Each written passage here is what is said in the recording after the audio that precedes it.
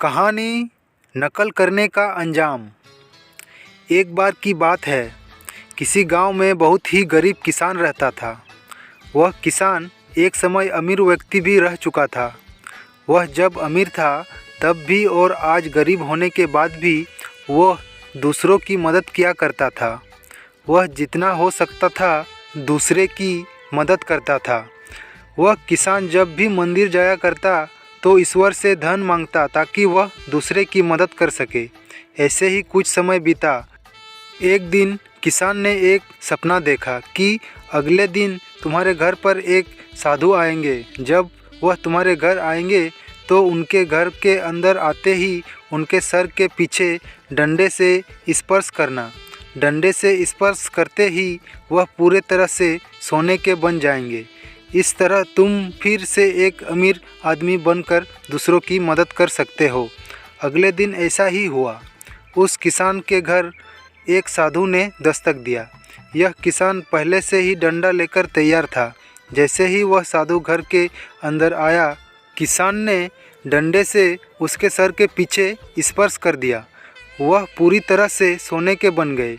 अब यह सब कुछ एक नाई बाल काटने वाला ने देख लिया। यह नाई किसान के घर किसान का बाल काटने आया था।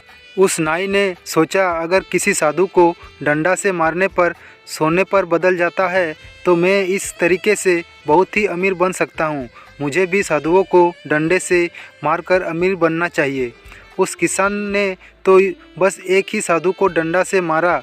मैं एक से ज़्यादा साधु को डंडे से मारकर उससे भी ज़्यादा पैसा वाला बन सकता हूँ। यह सोचकर नाई ने कुछ साधु को अपने घर भोजन और दान देने के लिए बुलाया। साधु भी परेशान थे कि जो नाई हमें कभी कुछ भी दान नहीं दिया, आज वह भोजन भी खिलाएगा और दान भी देगा। वैसे भी वह सभी साधु नाई के बताए समय पर नाई के घर पहुंच गए। नाई ने अपनी सारी तैयारी कर लिया था।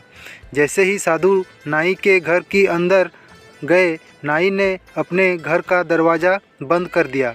उसके बाद नाई साधुओं को डंडे से मारने लगा, लेकिन कोई भी साधु सोने का ना बना।